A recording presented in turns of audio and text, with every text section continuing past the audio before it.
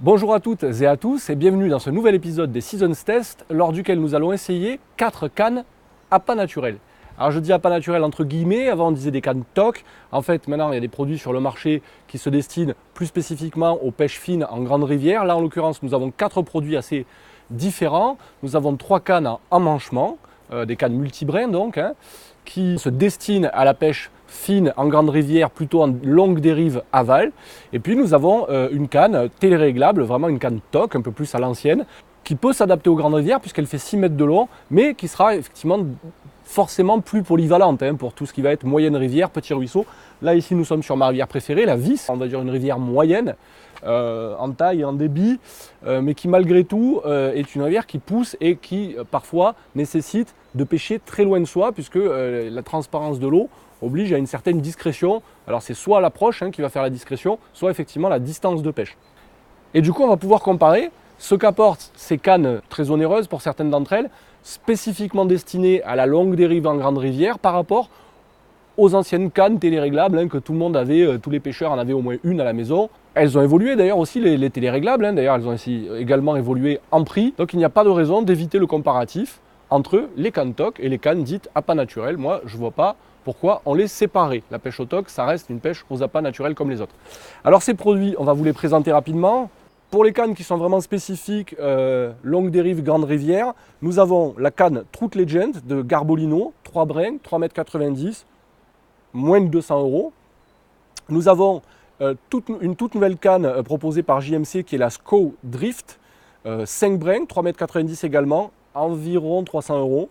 Et nous avons ensuite une canne de chez Sampé, qui est un peu celui qui a popularisé en France ce type de canne et ce type de pêche. La PS Dark 4 brins, là aussi 3,90 m, par contre là on monte doucement vers les 500 €. On va donc pêcher d'abord en grande rivière, voire en très grande rivière, en l'occurrence le Tarn Aveyronais en pleine crue, ce qui nous permettra de voir comment avec ces cannes on arrive effectivement à contrôler les dérives aval à très longue distance, et puis à conserver des bonnes sensations quand il y a vraiment du bouillon, quand vraiment ça pousse. On veut voir un petit peu quelles sont les réserves de puissance de ces cannes quand on leur tire vraiment sur le carbone. On ira par ailleurs ensuite pêcher en moyenne rivière, voire en toute petite rivière, parce qu'il n'y a pas de raison. Des fois on a besoin d'attaquer les poissons à courte distance et on veut voir comment elles s'en sortent. Alors ce qu'on va tester déjà c'est leur confort de pêche, voir comment le poids est réparti, voir si ce sont des cannes équilibrées ou si ce sont des cannes qui à la fin de la journée vous pèsent vraiment. C'est plutôt dans l'épaule que dans le bras d'ailleurs, on pêche comme ça, toujours un peu bras tendu. Ce qu'on va tester également, c'est leur action, leur nervosité, qui va être déterminante quand il s'agit de shooter un appât naturel très léger de l'autre côté de la rivière ou un peu loin. Nervosité qui également va permettre de contrôler les ferrages, l'action de la canne, mais on va tester surtout ce qu'on appelle aujourd'hui la résonance de ces cannes, c'est-à-dire la façon dont elles transmettent l'information dans la main du pêcheur sur ce qui se passe au niveau de la dérive. Est-ce qu'on sent ces plombées très légères évoluer près du fond, toucher les cailloux? Pour certaines d'entre elles, c'est sûr, on va avoir ce ressenti, pour d'autres peut-être plus faiblement. Ça c'est ce qu'on appelle la résonance et c'est ce qui fait vraiment le plaisir du pêcheur en action de pêche, évidemment. Et pour finir, on va aussi tester, parce que ça c'est un paramètre qui m'est très cher, leur solidité. Vous êtes prêts? Action!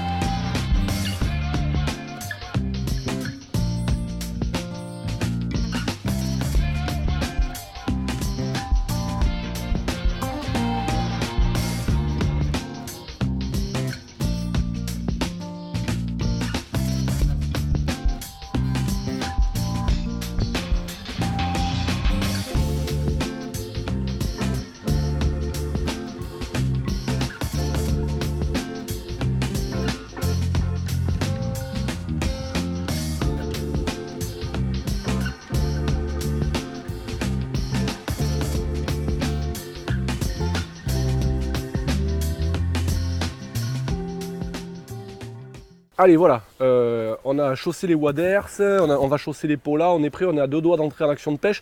C'est quand même le moment de faire le point sur ce qui distingue fondamentalement et concrètement les cannes TOC à l'ancienne, type téléréglable, puisque les télescopiques n'existent plus, et les cannes plus modernes qui sont rangées maintenant sous la dénomination cannes pour la pêche aux appâts naturels. On a une illustration vraiment idéale de ce qu'est l'évolution des cannes pour la pêche aux appâts naturels, au vert, puisque nous avons deux cannes qui sont de la même marque, Garbolino, de la même famille, Trout Legend, sauf que nous avons une téléréglable pour la pêche au TOC, et nous avons ici la déclinaison moderne de la canne Garbolino, Trout Legend, mais appât naturel, c'est la Trout Legend AN, 3,90, 3 brins. Pas du tout les mêmes cannes, pas du tout, elles ne se ressemblent pas, et ce qui va faire la différence entre les deux, essentiellement, ça va être l'action de la canne, à la fois du blanc et du sion. Sur une téléréglable, on a pour ainsi dire pas d'action. Pas d'action parce que le blanc est rigide, le sion est raide aussi également, on n'a pas de capacité de shooter. C'est la pêche au TOC à l'ancienne, on est toujours sous la canne. C'est une faiblesse qui est compensée en fait par la longueur de la canne. C'est sûr qu'un petit poisson de 20 cm, on va à peine sentir le combat, il sera vite mis à l'eau. Vu qu'on pêche au TOC, 9 fois sur 10, on va voir la truite qui aura engamé l'appât jusque-là. On va dire que c'est un peu une canne pour les mangeurs de truite, dont je fais partie à l'occasion, qui privilégie l'efficacité. Sur les cannes à appât naturel, on va privilégier effectivement la sensation, la finesse. Ce sont des cannes qui ont souvent une action de pointe très précise, qui non seulement permet de shooter de l'autre côté de la rivière, même avec une plombée très légère, moyennant quoi, c'est contre-intuitif de le penser, mais c'est avec ces cannes-là qu'on va pêcher le plus loin de soi. La canne la plus courte permet de pêcher le plus loin. Et puis surtout, on va prendre plus de plaisir en action de pêche parce qu'on va sentir beaucoup mieux l'évolution du fil lors des dérives. Et effectivement, quand on va se retrouver au combat, même sur un poisson de 20 cm, là, on va plier du carbone. C'est la raison pour laquelle elles sont plébiscitées aujourd'hui. Par contre, puisqu'on en est à la notion de plaisir, là, ce sont des cannes avec lesquels on pêche loin de soi, en longue dérive, donc souvent vers l'aval, comme je le disais tout à l'heure, et donc on ne sent pas les touches, on ferre à l'arrêt du fil.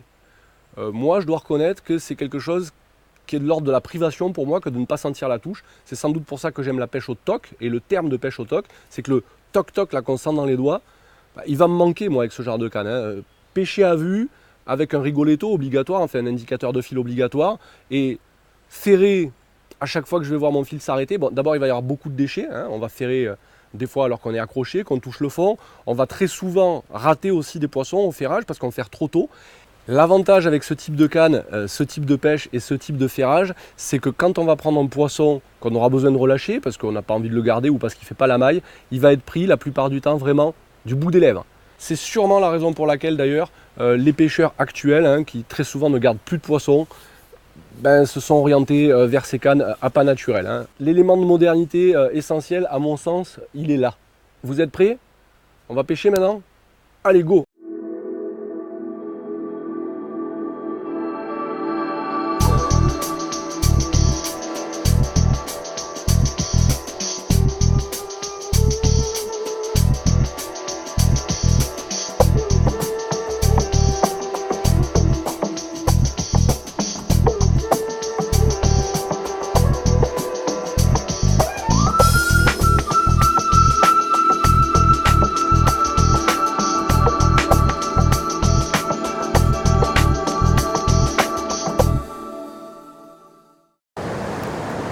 Bon, c'est pas trop ce qu'on cherchait, parce qu'on a la truite.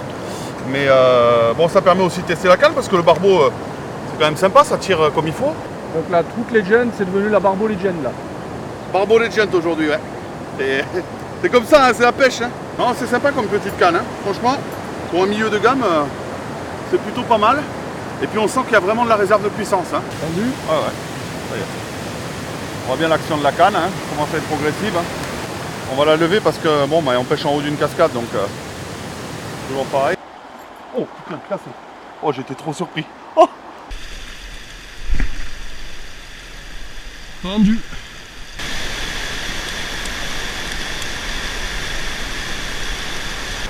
hop.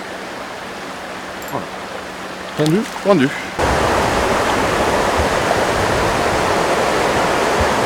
Pac! Tendu. Ah voilà. Tendu. Une belle truite de la vis. Là avec le bouillon, elle est lourde la truite. On va être obligé de la ramener gentiment à l'épuisette Et ici ma chérie, voilà. Truc de la vis attrapé avec la canne Trout Legend Finesse, la téléréglable. Et en plus en dérive aval. Ça y est, nous arrivons au terme de ce test. Alors, on s'est beaucoup promené, on a vu du pays, on est allé sur les plus belles rivières du sud de la France peut-être, à savoir le Tarn, la Dourbie, la Vis, l'Hérault, le Durzon. On est allé de rivière en rivière notamment parce qu'on a rencontré des niveaux d'eau très élevés et donc ça nous a gênés pour notre test forcément, raison pour laquelle on n'a pas attrapé beaucoup de poissons et surtout pas de gros poissons. C'est aussi là que certains produits montrent un petit peu leurs limites. Les cannes appât naturel qui sont destinées à pêcher loin de soi, en longue dérive, en utilisant le courant avec des plombées très fines, c'est sympa mais sur les rivières en crue, ça ne marche pas. Pourquoi? Parce que ce sont des cannes très fines, très sensibles, qui ne sont pas destinées à pêcher avec des plombées très lourdes. Ah, c'est un petit peu dommage parce qu'aux appâts naturels et aux tocs, c'est souvent sur les rivières en crue qu'on fait les meilleures pêches. Raison pour laquelle moi je conserve au terme de ce test vraiment ma préférence pour les cannes téléréglables. Alors c'est sûr, c'est moins fin, c'est sûr, c'est moins sensible, c'est sûr, on a moins de sensations, mais enfin on peut pêcher toutes les rivières par tous les temps. Alors cette préférence pour les téléréglables, pour la polyvalence, vous allez me dire c'est mon côté chasse-pêche tradition, j'aime pas la nouveauté. Non, c'est pas vrai. Certes, comme disait mon grand-père, je suis pas vieux, je suis vintage déjà. Et puis secondo, non, il y a un autre souci, c'est que seule la polyvalence vous permet d'éviter l'hyperconsommation. C'est-à-dire que si on doit avoir une canne pour les petites rivières, une canne pour les moyennes rivières, une canne pour les grandes rivières, moi pour la pêche à la truite, j'ai pas les moyens d'avoir 12 cannes. Donc la polyvalence, ça reste pour moi quelque chose de majeur, de fondamental. Je précise également que notre canne Trout Legend téléréglable de Garbolino est par ailleurs aussi la plus solide du test. Quand il faut commencer à se promener dans la végétation de bordure, à escalader, à passer d'un poste à l'autre sur des rivières encombrées, elle est raide, elle est rigide, bien qu'elle soit légère.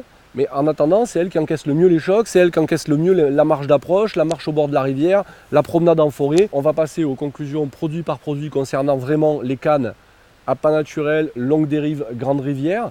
Nous en avons une qui au niveau du rapport qualité-prix se distingue, c'est l'autre Garbolino Trout Legend. Elle est de très bonne qualité, elle a une action véritablement nerveuse, elle a une sensibilité qui la place vraiment dans la famille des cannes appât naturel.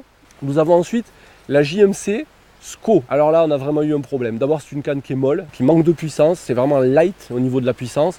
Au premier ferrage où on s'est pris un tout petit peu dans les arbres, on l'a cassé. Et enfin, nous avons la canne PS Dark de 100p. C'est une canne dont on sent tout de suite effectivement une très belle résonance, qui a des capacités de shoot assez extraordinaire. Et elle est très précise. Honnêtement, elle est très précise. C'est un peu la Ferrari des cannes actuellement sur le marché. Maintenant, au niveau du prix, c'est une canne qui vaut pas loin de 500 €. Si vous êtes vraiment un très bon, un très fin pêcheur aux appâts naturels, en longue dérive, en grande rivière, vous allez l'utiliser à 100% de ses capacités. Mais si, par malheur, vous n'avez pas ce niveau technique, vous n'allez pas sortir 100% du potentiel de la canne. L'un des principes de cette émission, c'est aussi de vous éviter de dépenser trop d'argent. Donc ça y est, nous sommes à la fin de cet épisode des Seasons Test. Nous espérons que vous avez pris autant de plaisir que nous à contempler ces rivières quasiment en crue avec de très gros débits, ce qui nous a à la fois imposé des conditions de pêche ultra difficiles et à la fois qui nous a livré des images somptueuses avec des eaux tumultueuses, vives, rapides, extrêmement claires, transparentes, puissantes aussi. Je précise qu'on a fait le plein des Waders au moins à 3 reprises. On est parti dans le courant à 2 reprises. Mais bon, par chance, je sais nager, donc je m'en suis sorti. Je suis encore là. Ce qui me permet de vous dire à très bientôt pour de prochains épisodes des Seasons Test. Oh, big fish! Oh, épuisette! C'est pas vrai, hein. Mais c'est pour ça, Anto, que je préfère les téléréglables. Putain! Au moins, les téléréglables, tu t'accroches pas dans les arbres à 2 km de haut, là. Non, mais moi je m'y accroche pas, je transporte 2 cannes et je suis pas accroché,